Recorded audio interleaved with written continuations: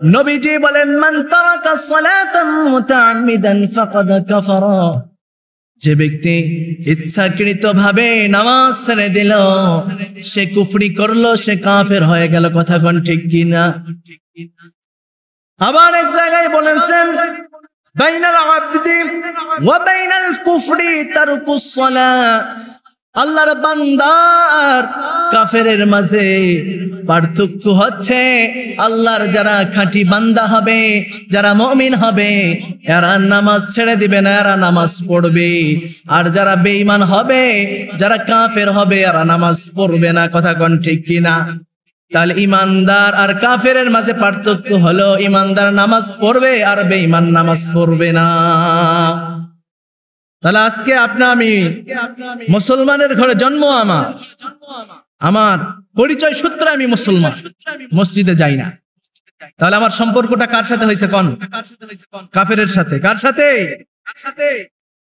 নামাজ আমি পড়ছি না, কিন্তু আল্লাহ তাআলা কাল কিয়ামতের দিন আপনি যখন ময়দানে মাহশারে উপস্থিত হয়ে যাবেন, যখন আপনাকে কেউ চিনবে না, সেদিন আপনাকে আল্লাহ তাআলা জিজ্ঞাসা করবেন। নবীজি সাল্লাল্লাহু আলাইহি ওয়াসাল্লাম বলেন আউয়ালু মা ইউহাসাবু বিহিল আবাদু ইয়াউমাল কিয়ামাতিস সালাহ। কাল কিয়ামতের ময়দানে আল্লাহ তাআলা সর্বপ্রথম বান্দাকে নামাজ সম্পর্কে জিজ্ঞাসা করবেন, ও বান্দা তুমি দুনিয়াতে নামাজ পড়েছো কিনা? বান্দা সেদিন মিথ্যা কথা বলবে, আল্লাহ নামাজ পড়েছি। আল্লাহ তাআলা বলবেন, ও বান্দা কেমন নামাজ পড়েছো? আজকে একটা রুকু করে দেখাও, আজকে একটা সিজদা করে দেখাও। বান্দা রুকু করতে চাইবে কিন্তু আর রুকু করতে পারবে না।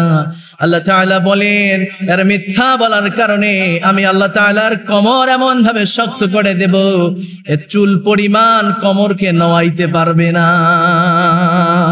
এজন্য নামাজ সালাত আদায় করার দরকার আছে না নাই?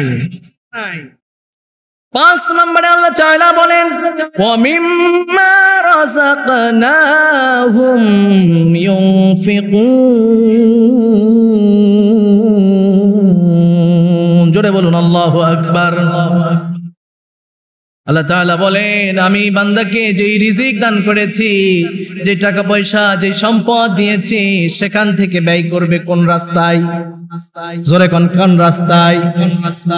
নাকি কোনো কনসার্টে দিবেন, নাকি কোনো যাত্রা বালাই দিবেন, কোন নাচ ডান্সের আড্ডা খানায় দিবেন নাকি?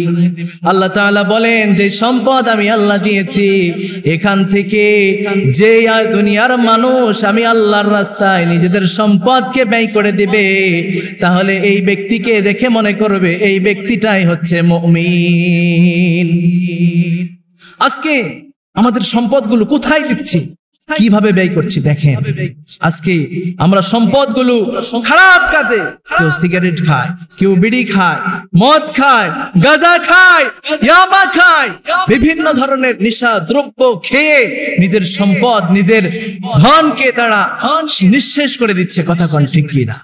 কিন্তু বান্দা তুমি যদি 1 টাকা আল্লাহর ঘরে দাও, 1 টাকা মাদ্রাসায় দাও, এই টাকাটা সদকায়ে জারিয়া হয়, কিয়ামত পর্যন্ত তুমি কবরে গেলেও পাইতে থাকবে। সুবহানাল্লাহ।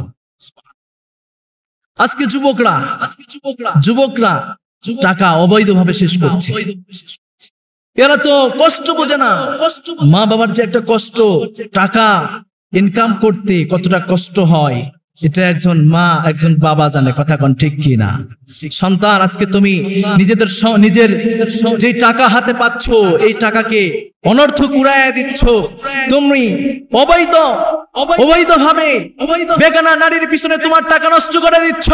প্রেম প্রীতি দুনিয়ার ভালোবাসার পিছনে তুমি টাকা নষ্ট করছো।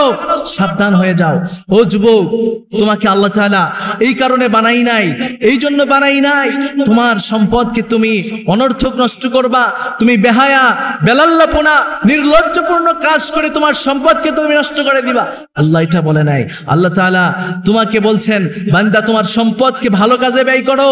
তুমি আজকে যেই মেয়ের প্রেমে পড়েছো, যেই মেয়েকে ভালোবাসো, অবৈধভাবে তোমার টাকা নষ্ট করে দিচ্ছ, ওই মেয়ের চাহিদা পূরণ করছো, ওই মেয়ের খায়সাত পূরণ করছো।